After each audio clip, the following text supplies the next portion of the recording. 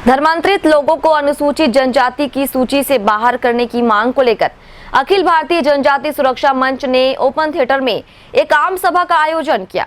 आम सभा के जरिए जनजाति सुरक्षा मंच ने मिशनरियों पर लोगों का जबरन धर्मांतरण करने का आरोप लगाते हुए कहा कि सरकार को ऐसा कानून लाना चाहिए जिसमें धर्मांतरित लोगों को आदिवासी आरक्षण का लाभ न मिले। रामपुर विधायक ननकी राम कंवर ने भी इस बात का समर्थन किया है। देश में तेजी से बढ़ रहे धर्मांतरण के खिलाफ अब आवाज उठने लगी है।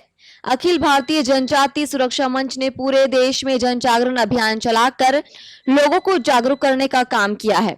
इसी कड़ी में कोरबा के ओपन थिएटर में धर्मांतरित लोगों को आदिवासी आरक्षण के लाभ से वंचित करने जनजाति सुरक्षा मंच द्वारा डीलिस्टिंग महासभा का आयोजन किया गया।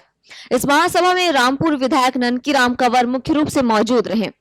सभा को संबोधित करते हुए वक्ताओं ने कहा कि आरक्षण का लाभ लेने के लिए गैर आदिवासी मिशनरी धर्म को अपना रहे हैं, जिसका बुरा प्रभाव वास्तव में जो आदिवासी हैं उन्हें नहीं मिल रहा है।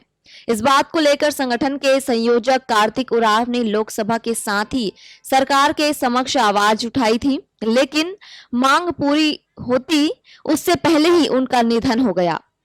धर्मांतरित ईसाई मिशनरी है, वो दोहरा लाभ ले रहा है सरकार से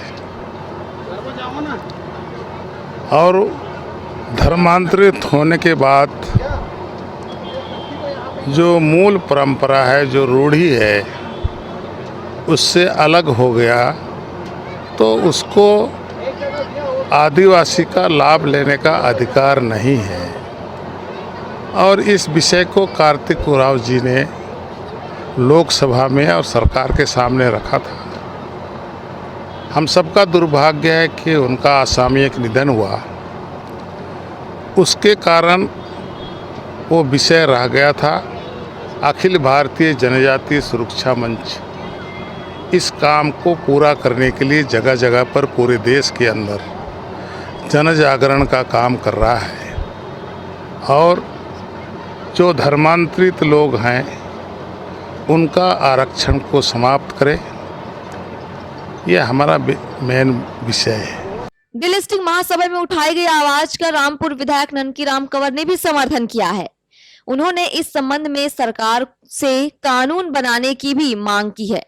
उन्होंने धर्मांतरण को राष्ट्रांतरण की संज्ञा दी है और मिशनरियों की नियत पर खोट होना बताया है। इसमें कानून बनाना चाहिए कि कोई भी धर्मांतरण करवाता है उसके विरुद्ध पेनल लायबिलिटीज होना चाहिए, क्योंकि देखिए इसके आड़ में कई कार्य हो रहे हैं। मैं समझता हूँ कि इसके आधार पर लोग गांव में भी इकट्ठित होकर के अपना संख्या बढ़ा रहे हैं और आपको ताज्जुब होगा, मेरे तो कई गांव में ये स्थिति बना है कि जो पुराना व्यक्ति काबिज था, खेती करता था, उसमें भी धर्मांतरित लोग कब्जा कर रहे हैं। एक दो गांव में सूचना आया है।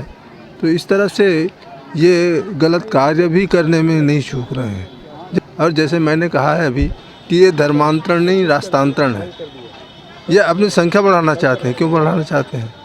आखिर कहीं ना कहीं कुछ इनकी नीयत तो खोट है ना। ओपन थिएटर में आयोजित डीलिस्टिंग महासभा में बड़ी संख्या में आदिवासी समुदाय के लोग मौजूद रहे, जिन्होंने धर्मांतरित लोगों का आरक्षण समाप्त करने की मांग का समर्थन किया।